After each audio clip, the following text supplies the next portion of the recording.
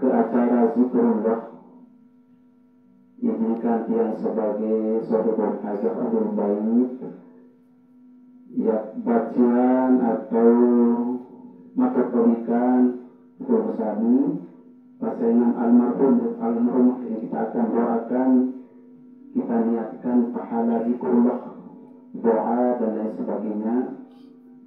Yang pertama Haji Muhammad Zainuri, Haji Muhammad Khalidi, Haji Rosidi, Haji Musamid, Haji Zudi, Haji Safi'i, Haji Jukri, Haji Sukri, Papu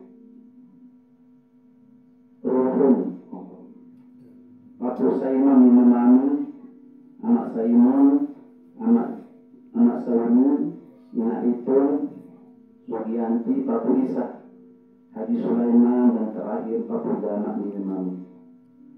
Apura al-mukarramun al-muhtaramun segenap para zikrullah rahimahullah. Senang tembang ya mulai pembacaan suratul ikhlas, zikir dan doa. Marilah kita ikuti bersama, karena itu malam kita yang dalam suasana duka yang tunas penguduk-uduk atau kata-kata taziah dari al-mukarram Bapak Tuan Guru Haji Muharrar Mahfuz kepada beliau dan 15 menit.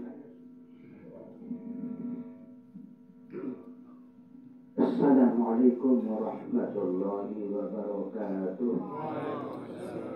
Alhamdulillahil qail fi kitabil aziz, kullu nafsin dha'iqatul maut wa innama tuwaffawna ujurakum yawmal qiyamah wa man zuhziha 'anil nar wa udkhilal jannah faqad faz wa mal hayatud dunya illa mata'ul ghurur.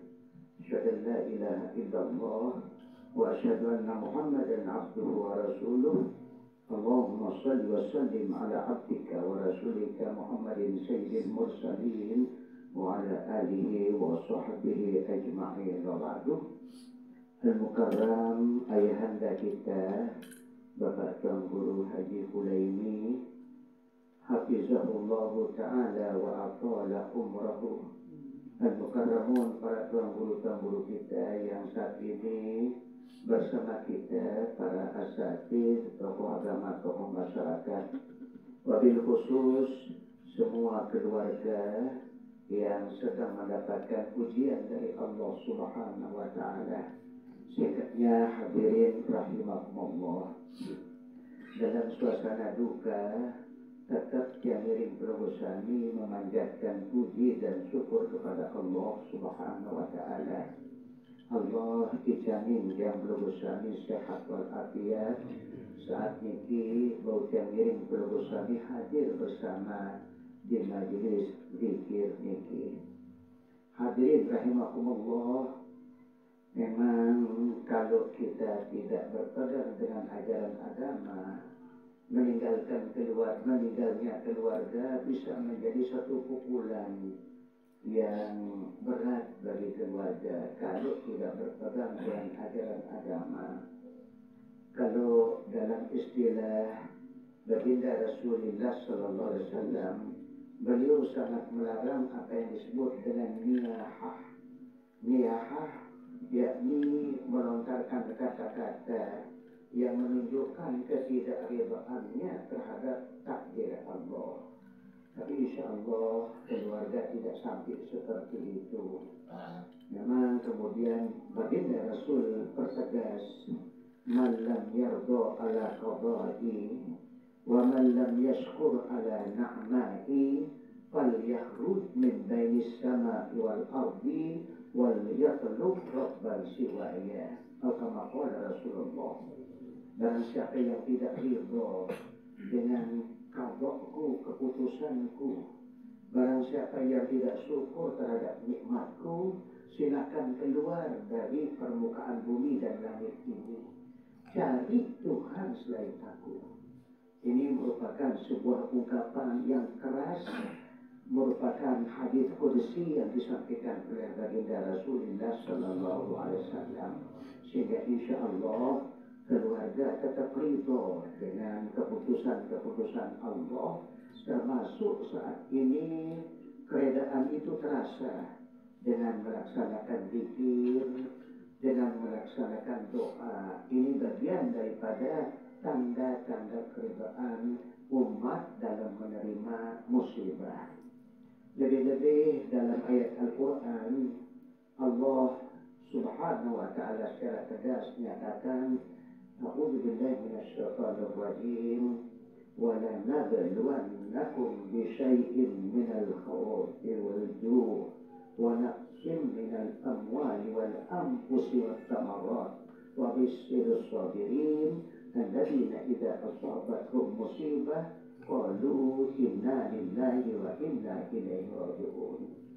Sungguh kami uji kalian, lanabluwannakum, menggunakan lamul qasam, menggunakan nunut taukid at-taqilah. Ini menunjukkan bahwa memang ujian itu pasti Allah akan berikan. Tidak ada seorang pun yang lepas dari ujian Allah.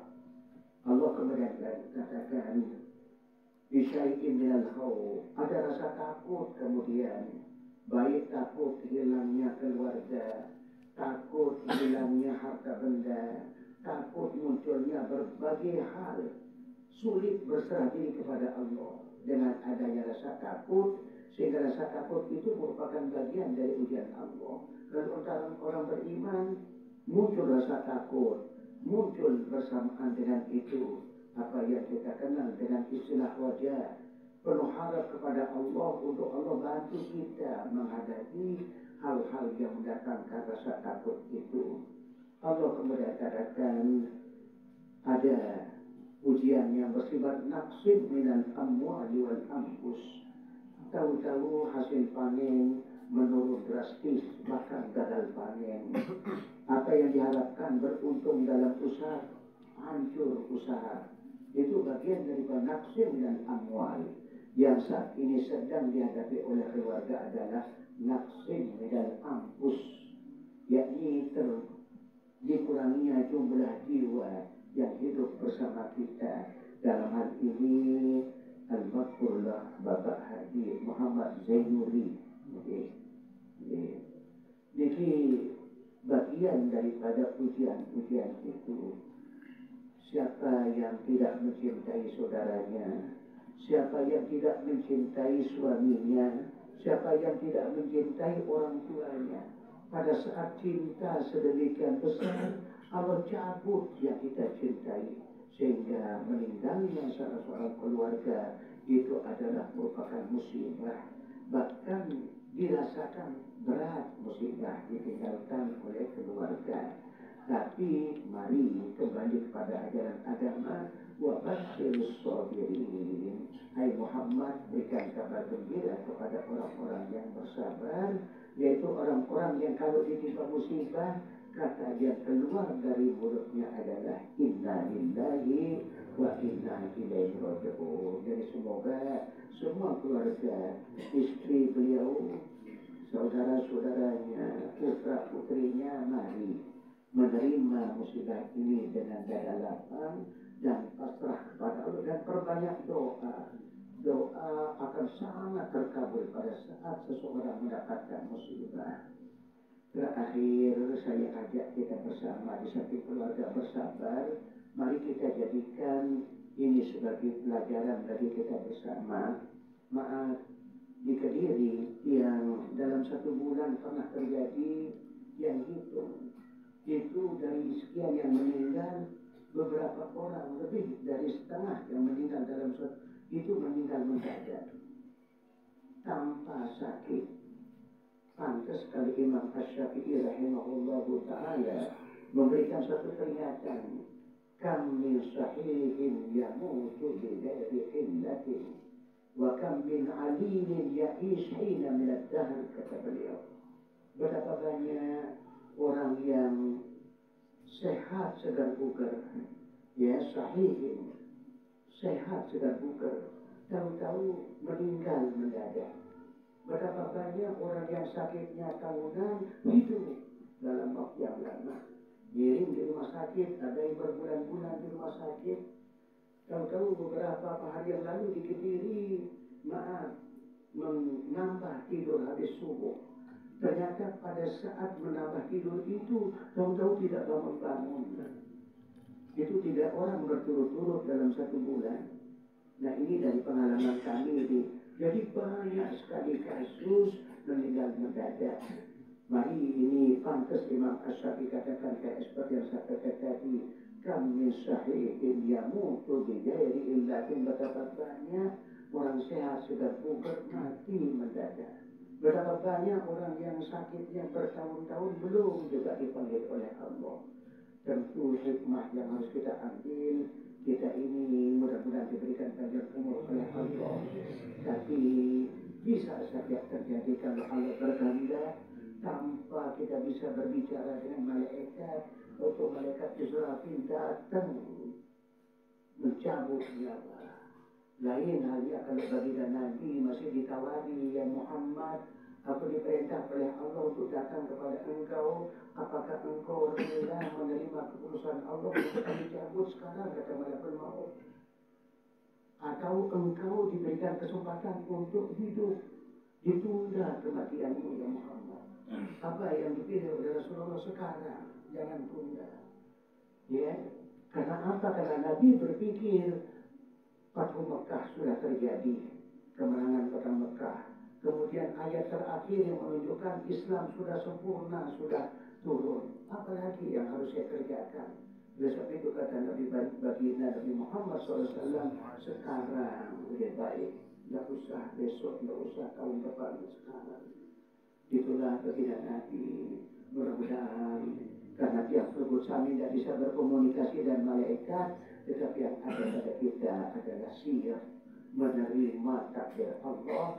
Idza jaa ajaluhum la yastaghfiruna sa'atan wa la yastaqdimun.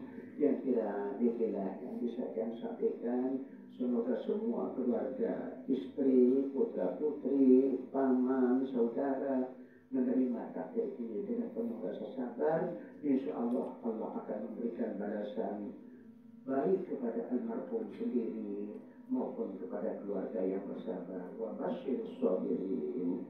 Jadilah turtian penuh maaf yang sebesar-besarnya kalau ada hal yang kurang. Billahi taufiq wal hidayah. Assalamualaikum warahmatullahi wabarakatuh.